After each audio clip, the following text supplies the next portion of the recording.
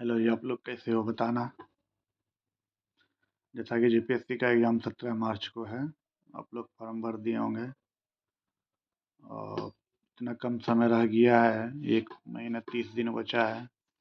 देखते हैं क्या करना है इसमें। आपको मैं स्टेप बाय स्टेप बताता हूँ कैसे-कैसे क्या करना है।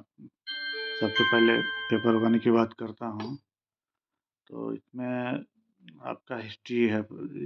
मैंने तो आपको पूरा स्टेप बाय स्टेप सिलेबस में बताया हुआ है कि किस सेक्शन में कितना क्वेश्चन पूछेगा, किस सेक्शन से कितना। जैसे हिस्ट्री से 15 क्वेश्चन है आपका, ठीक है। तो हिस्ट्री में आपको पढ़ना क्या है, एक एंशियंट हो गया, एक मिडाइवल, एक मॉडर्न।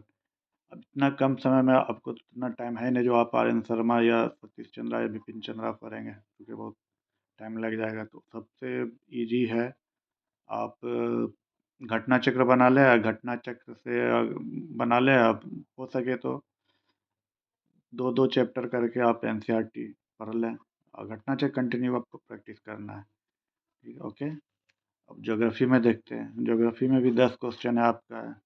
तो ज्योग्राफी में क्या है, जनरल ज्योग्राफी है, 3 क्वेश्चन रहेगा आपका। फिजिकल ज्योग्राफी से 3 क्वेश्चन रहेगा, ठीक है। इकोनॉमिक ज्योग्राफी से 2 क्वेश्चन रहेगा। सोशल डेमोग्राफिक से 2 क्वेश्चन। इसमें क्या करना है, आप 11th का ज्योग्राफी आता है एनसीईआरटी का, वो पढ़ लेना। या एक खुल्लर का बुक आता है 11th का एनसीईआरटी का, वो भी बहुत अच्छी बुक है, उससे भी आप हेल्प ले सकते हो, ठीक ना। इकोनॉमिकल ज्योग्राफी आपको एनसीईआरटी में मिल जाएगा। इसमें इंडिया पीपल इकोनॉमी करके वहाँ से सोशल डेमोग्राफी, ये भी एनसीईआरटी में आपको मिल जाएगा। अगर आप रेगुलर स्टूडेंट है तो आपको ज़्यादा परेशानी नहीं होगी, लेकिन एनसीईआरटी में मिल जाएगा ये आपको। 11th और 12 में आप ज्योग्राफी में इंडियन ज्योग्राफी, और उसके बाद आप इकोनॉमिक्स में भी देखोगे 12 में इंडियन पीपल इकोनॉमी में, वहाँ मिल जाएगी क्वेश्चन। पॉलिटी में क्या करना है, पॉलिटी में तो कुछ करना नहीं आपको, बस लक्ष्मीकांत आपको पढ़ना है। लक्ष्मीकांत में कुछ सेलेक्टिव चैप्टर, जैसे कॉन्स्टिट्यूशन फॉर्मेशन है, उसका हिस्टोरिकल बैकग्राउंड है, वो आपको बहुत अच्छे से जानने हैं। उसके बाद पब्लिक एडमिनिस्ट्रेशन, गुड गवर्नेंस, ये 1-2 क्वेश्चन रहते हैं, आपको मिल जाएंगे, इतना तो आइडिया सबको है। उसके बाद है डिसेंट्रलाइजेशन, पंचायत म्यूनसिपलिटी। इसमें लक्ष्मीकांत से भी आप पढ़ सकते हैं। आप एनसीईआरटी में भी बहुत अच्छा डिफाइन किया हुआ है कि डिसेंट्रलाइजेशन, पंचायती राज में कौन सा आर्टिकल है, कौन सा अनुसूची है, किसमें। जैसे झारखंड में ट्राइबल एरिया है, तो ट्राइबल किस आर्टिकल के अंदर में ट्राइबल को भी पंचायती राज में आपको उसका रिजर्वेशन दिया गया है, वहाँ से आप डिटेल पढ़ सकते हैं, ये कोई मेजर इशू नहीं है। अब आते हैं इकोनॉमिक्स। इकोनॉमिक्स से आपका एक ऐसा सब्जेक्ट है जो बहुत लार्ज स्केल इसका सिलेबस है, और इसको कोई ये नहीं कह सकता है कि ये बुक पढ़ लो, यहाँ से इकोनॉमिक्स से आपका सॉल्व हो जाएगा। ये थोड़ा सा डिफ़िकल्ट पेपर है। खैर डिफ़िकल्ट कुछ भी नहीं, आप पढ़ोगे हो जाएगा। इसमें क्या करना है, आप नेशनल इनकम है, नेशनल इनकम का आप मेजरमेंट कैसे होता है, market price, factor price, base year, वो भी आप देख लेना। 10 क्वेश्चन रहते हैं, 10 क्वेश्चन रहते हैं। बेस बेस ईयर बहुत ज़रूरी, बेस ईयर है। उसके बाद आप नेशनल इनकम के बाद आप मॉनेटरी पॉलिसी भी पढ़ोगे, वहाँ से भी आपको क्वेश्चन देखने को मिल जाएगा। बैंकिंग सिस्टम है, मॉनेटरी, उसके बाद इन्फ्लेशन है, डिफ्लेशन है, स्टैगफ्लेशन है, सीपीआई है, डब्ल्यूपीआई है। तो वहाँ से मेनली क्वेश्चन रहते हैं, वहाँ से आप इसमें एनसीईआरटी पढ़ सकते हो। आप इंडियन हिस्ट्री का बुक आता है, रमेश सिंह का भी आता है, उससे भी आप हेल्प ले सकते हो। एनसीईआरटी एनफ है इसके लिए, जेपीएससी के लिए, क्योंकि फ्री है, वैसा कुछ है नहीं। अब साइंस टेक्नोलॉजी में क्या है कि आपको अप टू डेट रहना होगा। 15 क्वेश्चन है यहाँ से, सेक्शन से 15 क्वेश्चन आते हैं। इसमें है कि आपको अप टू डेट रहना होगा, जो भी रिसेंटली 2 साल में जो भी डेवलप हुआ है साइंस टेक्नोलॉजी में, वो आपको अप टू डेट रहना होगा। इसमें कोई ये नहीं है साइंस टेक्नोलॉजी में। एग्रीकल्चर टेक्नोलॉजी डेवलपमेंट भी है इसमें।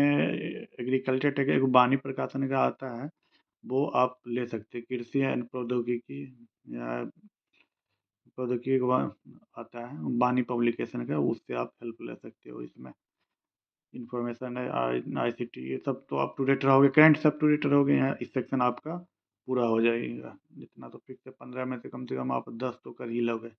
ये चीज़। अब आ गई झारखंड। झारखंड स्पेशल के लिए तो आपको तो फिर इसमें तो कोई ये नहीं है, कंप्रोमाइज़ नहीं है। आपको झारखंड हर पढ़ना ही होगा, चूँकि अगर झारखंड का रिजल्ट लेना है तो फिर तो आपको झारखंड पढ़ना ही है। आपको हर हाल में क्वालिफाई करना है। सेकंड पेपर भी ऑब्वियसली पूरा झारखंड है आपका। अब एक करंट के बाद नेशनल इंटरनेशनल करंट अफेयर, इसमें आप 2 साल का करंट अफेयर पढ़ सकते हो। आप 24 सन 28 22 2022 के नवंबर से आप टारगेट कर सकते हो करंट अफेयर का, जो मेजर मेजर है वहाँ से कर सकते हो आप। देखता हूँ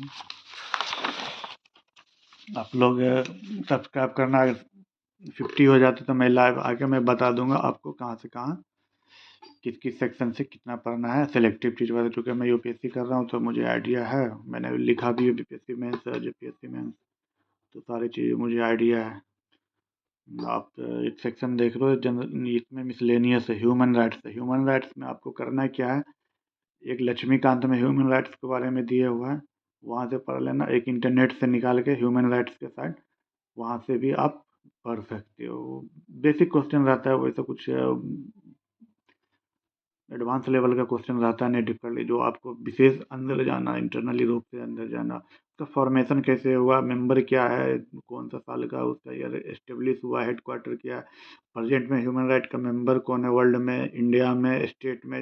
अब झारखंड का तो झारखंड का भी है, वहाँ भी देख लेना ये।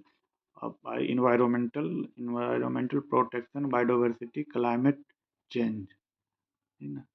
इसमें क्या करना है आपको, अगर आप करंट पढ़ रहे हो तो उसी में से जो भी आपका क्वेश्चन आएगा, इन्वायरमेंटल प्रोटेक्शन या बायोडाइवर्सिटी से जो एक्ट है, जैसे टाइगर एक्ट, एलिफेंट एक्ट है, बायोडाइवर्सिटी एक्ट है, क्लाइमेट चेंज का अ, जो भी है, आप अलग से समरी एक पेज में आप बनाते जाएंगे, वहाँ से आपको मिल जाएंगे। इसमें इंटरनली रूप से जाना नहीं है, आप उतना टाइम है ही नहीं जो आप शंकर आइस का बुक पढ़ोगे। आप इतना कर लोगे तो इतना जरूर कि क्वेश्चन आपका बन जाएगा। अर्बनाइजेशन में आपको पढ़ा, अर्बनाइजेशन में क्या प्रॉब्लम होता है, नहीं प्रॉब्लम होता है, कैसे होता है, उसका क्राइटेरिया क्या है, वो सारा चीज़ आपको पढ़ना पड़ेगा। आप एनसीईआरटी में मिल जाएगा 11th में, आप देखोगे मिल जाएगा। करंट अगर हो, आप तो न्यूज़ पढ़ते हो तो वहाँ से मिल जाएगा। बेसिकली ज़्यादा कुछ करना है इसमें नहीं। स्पोर्ट, इसमें तो स्पोर्ट तो खैर करंट का है, डाटा है जो झारखंड में स्पेशली जो वहाँ के स्कीम चल रहा है, कौन सा मेजर प्लेयर है, वहाँ के बारे में आपको देखना होगा। डिजास्टर मैनेजमेंट एक्ट 2005 है, इसमें आप बेसिकली उसका प्रिम्बल और कौन सा मेंबर है डिजास्टर मैनेजमेंट का, वो आप देख लेना, वहाँ से हो जाए। पॉवर्टी अनएम्पावरमेंट है, इसका भी आप इंडियन इकोनॉमी का पार्ट है, आप उसका डिफाइन क्या किया गया है, पॉवर्टी के बारे में कितना स्कीम है, कब से किस 5 ईयर प्लान में नारा दिया गया था, इसका स्केल क्या है, मापन मेजरमेंट का, ये देख लेना, वहाँ से हो जाएगा आपका। अवार्ड में ये तो करंट में रहो तो आप अप टू डेट रहोगे ही।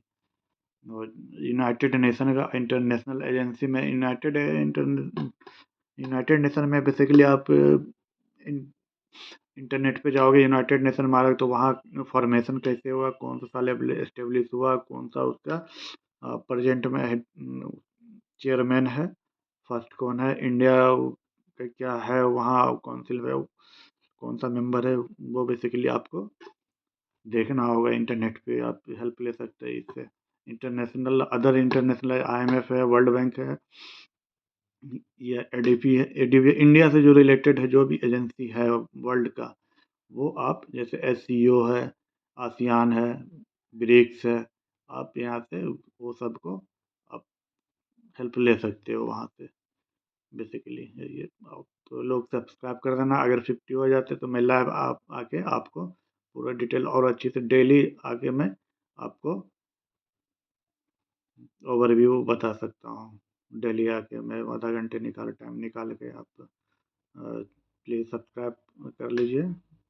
फिर आगे का मैं डेली कुछ ना कुछ सेलेक्टिव जो क्या पढ़ना नहीं पढ़ना मैं बताता रहूँगा आगे आपको।